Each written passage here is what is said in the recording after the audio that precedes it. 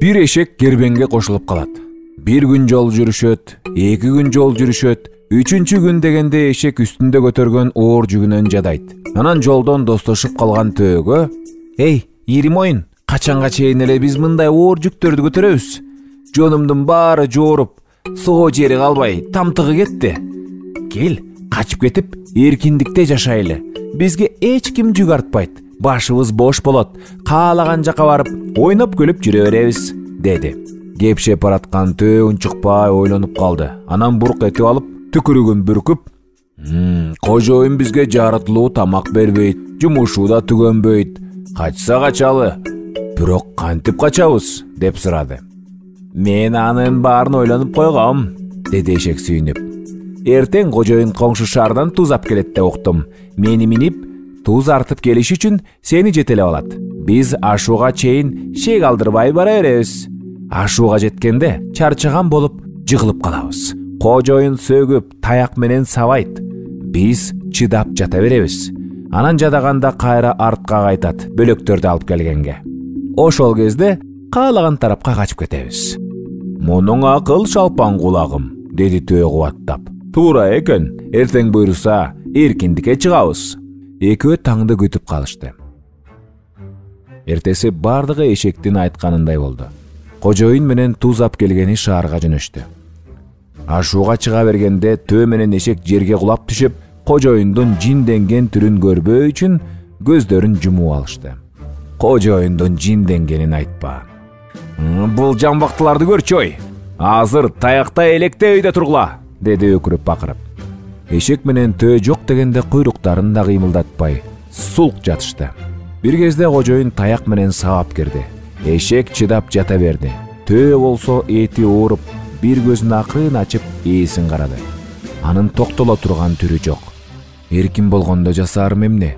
Мени ким багат?" деп ойлоду төө. Ыргай таяк менен 40 сокку жеп, 41-чи таяк тиерде төө бурк этип алып ордунан тура калды. "Жана эле ошентпейсиңби?" деп кожоюн кайрадан эшекти сабай баштады. Эшек болсо өлгөн немедей кыймылдабай жатат. Сабап отуруп, ээси акырында жадагандай болду. Эшек өлүп калса керек деп ойлоду. Эшектин үстүндөгү жүктү алып, төөнүн жонуна артты да жолун улады. Төө кетип баратып, эшекке жини келип: "Жөн жүрбөй, каяктан кара басып, бул акмактын тилине кирдим эле.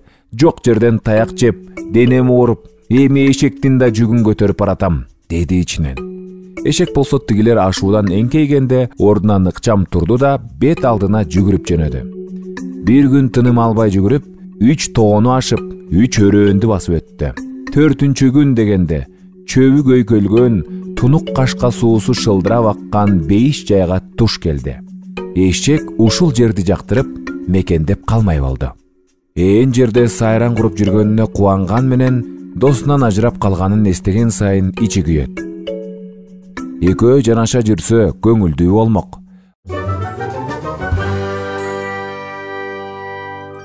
Ошентип бакытка толгон 3 тынч күн өттү.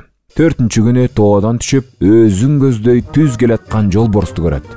Корккондон эшектин сопол куйругу чамгарак болуп түйүлүп, 2 кулагы 2 жакты карап, башын көтөрүп, оозун аңырайта ачып, жер сууну бузуп, айкырык салды.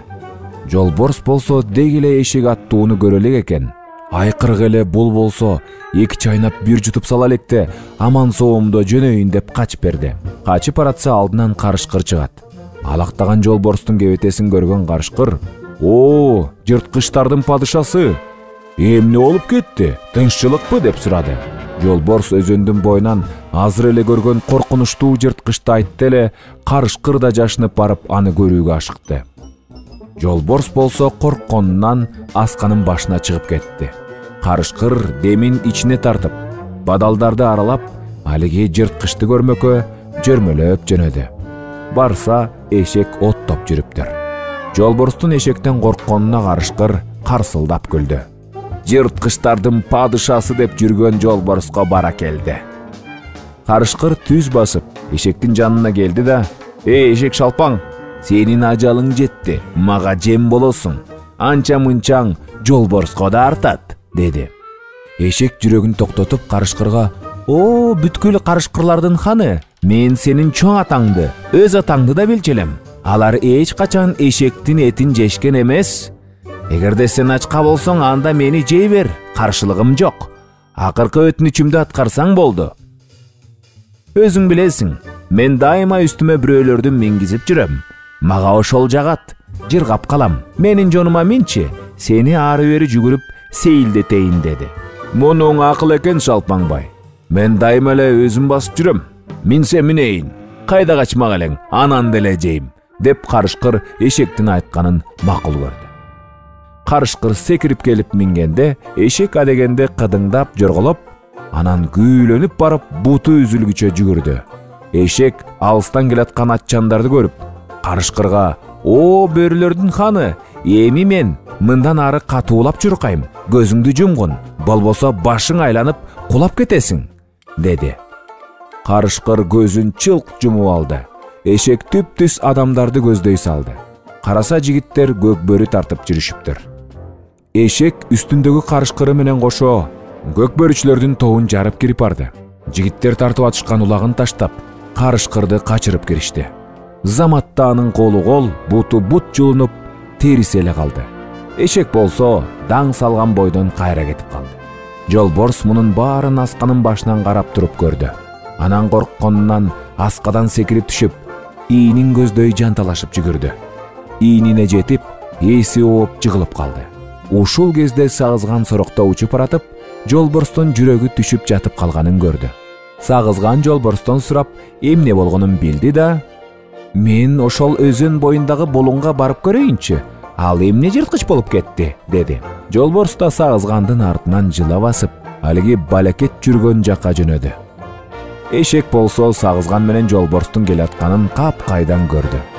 Көрүп жерге чалкасынан түшүп, 4 бутун көктү каратып жатып алды. Бул балекеттин чын эле өлгөнүн билейин деп сагызган адегенде көзүн чукуп жейин, деди да кирпиктери ирмелер бекен деп тиктеп калды. Эшек былк этпей жата берди. Сагызган эшектин көзүн чала була бир чокуганда, эшек 4 аягы менен аны кысып туруп, куйругун сороктотуп сабап кирди.